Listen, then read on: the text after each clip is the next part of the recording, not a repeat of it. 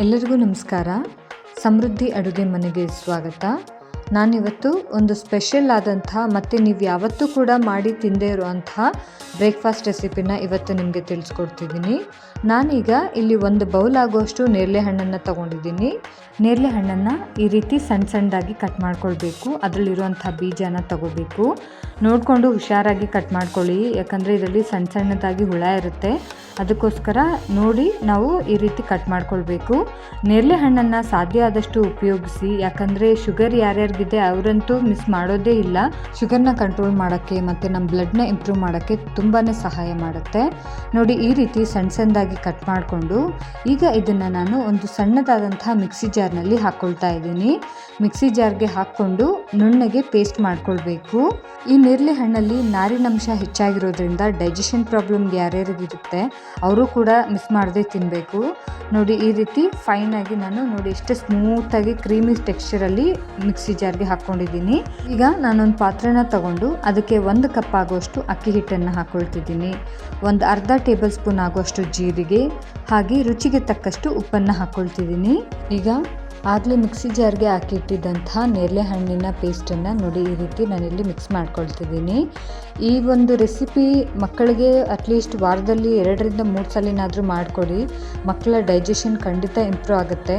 ಹಾಗೆ ನೇರಳೆ ಹಣ್ಣನ್ನು ಕೊಟ್ಟರೆ ಮಕ್ಕಳು ಖಂಡಿತ ತಿನ್ನಲ್ಲ. ಬಟ್ ಈ ಥರ ರೆಸಿಪೀಸಲ್ಲಿ ಮಾಡಿಕೊಟ್ಟಾಗ ಮಕ್ಕಳ ಆರೋಗ್ಯಕ್ಕೂ ಕೂಡ ತುಂಬಾ ಹೆಲ್ಪ್ ಆಗುತ್ತೆ.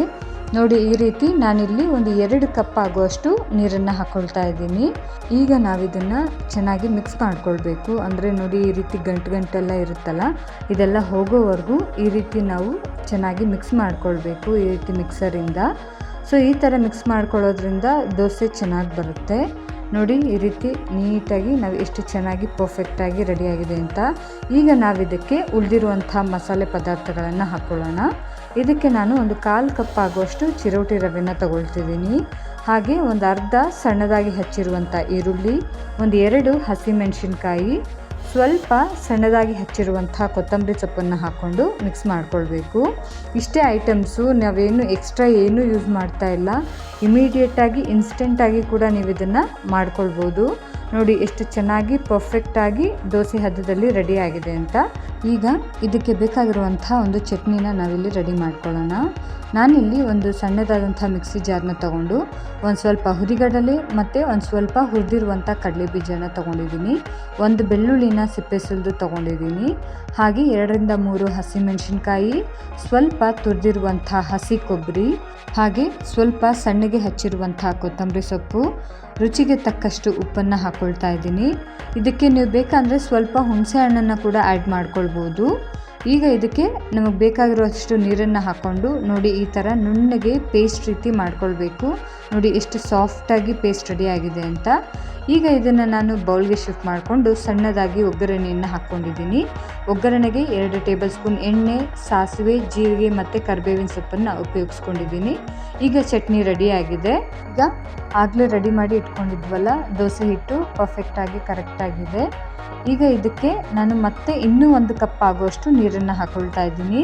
ಅಂದರೆ ಟೋಟಲ್ಲಾಗಿ ನಾನು 3 ಕಪ್ ಆಗುವಷ್ಟು, ಅಂದರೆ 1 ಕಪ್ ಅಕ್ಕಿ ಹಿಟ್ಟಿಗೆ 3 ಕಪ್ ಆಗುವಷ್ಟು ನೀರನ್ನು ಹಾಕ್ಕೊಂಡಿದ್ದೀನಿ. ತುಂಬಾ ಚೆನ್ನಾಗಿರುತ್ತೆ, ಪರ್ಫೆಕ್ಟಾಗಿ ಬರುತ್ತೆ. ಈಗ ಗ್ಯಾಸ್ ಮೇಲೆ ಹೆಂಚನ್ನು ಬಿಸಿ ಮಾಡೋದಕ್ಕೆ ಇಟ್ಟಿದ್ದೀನಿ. ಈರುಳ್ಳಿ ಸಹಾಯದಿಂದ ಸ್ವಲ್ಪ ಎಣ್ಣೆನ ಹಾಕ್ಕೊಂಡು ನೋಡಿ ಈ ರೀತಿ ಹರಡ್ಕೊಳ್ತಿದ್ದೀನಿ.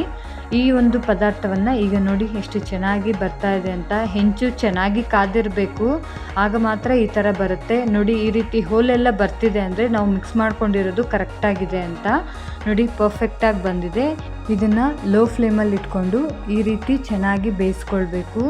ತುಂಬಾ ಟೇಸ್ಟಿಯಾಗಿರುತ್ತೆ. ನೀವು ಒಂದು ಸಲ ಟ್ರೈ ಮಾಡಿದ್ರೆ ಮಕ್ಕಳಂತೂ ಮತ್ತೆ ಬೇಕು ಅಂತ ಕೇಳ್ತಾರೆ, ಅಷ್ಟು ಟೇಸ್ಟಿಯಾಗಿರುತ್ತೆ. ನೋಡಿ ಈ ರೀತಿ ಎಷ್ಟು ಚೆನ್ನಾಗಿ ಇದೆ ಅಂತ. ಈ ಥರ ಒಂದು ರೆಸಿಪಿನ ನೀವು ಖಂಡಿತ ಮನೆಯಲ್ಲಿ ಟ್ರೈ ಮಾಡಬೇಕು. ಖಂಡಿತ ಇಷ್ಟ ಆಗುತ್ತೆ. ನಿಮಗೆಲ್ಲ ಈ ರೆಸಿಪಿ ಇಷ್ಟ ಆಯಿತು ಅಂದರೆ ಸಬ್ಸ್ಕ್ರೈಬ್ ಮಾಡಿ, ಶೇರ್, ಕಮೆಂಟ್ ಮತ್ತು ಲೈಕ್ ಮಾಡೋದನ್ನು ಮರಿಬೇಡಿ. Thank you.